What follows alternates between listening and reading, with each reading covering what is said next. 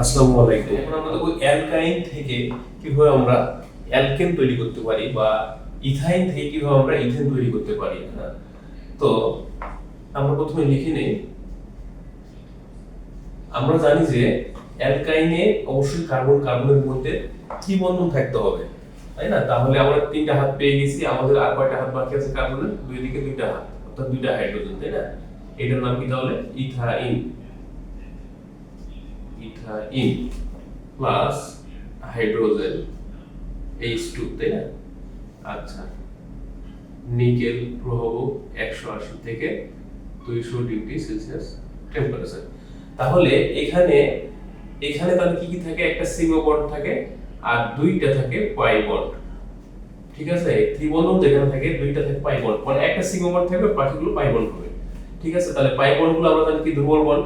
তাহলে এই pi bond গুলো প্রথমে একটা ভেঙে যাবে, প্রথমে একটা পাই বন্ড ভেঙে গিয়ে এই হাইড্রোজেন একটা এই কার্বনের সঙ্গে একটা এই কার্বনের সঙ্গে যুক্ত হয়ে যাবে। তাহলে দাঁড়ায়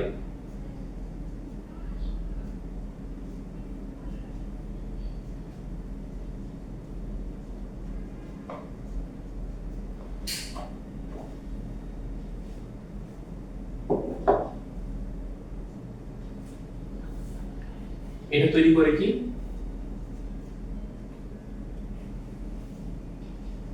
ইথিন তৈরি করে। এটা প্রথম ধাপে এটা ইথিন তৈরি করে।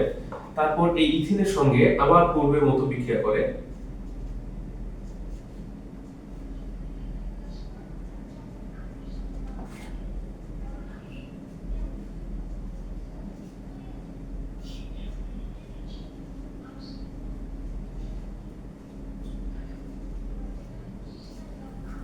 তাপমাত্রায়। তাহলে আমাদের কি হচ্ছে?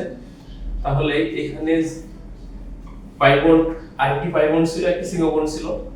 তো এই পাই বন্ডটা আবার ভেঙে যায়, এই পাই বন্ডটা ভেঙে গিয়ে আবার দুই সাইডে দুইটা হাইড্রোজেন নতুন অ্যাড হবে। তাহলে দাঁড়ায়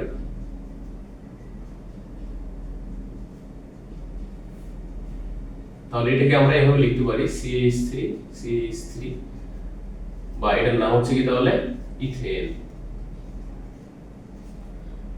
যা একটি অ্যালকেন, তাই না? অ্যালকেন।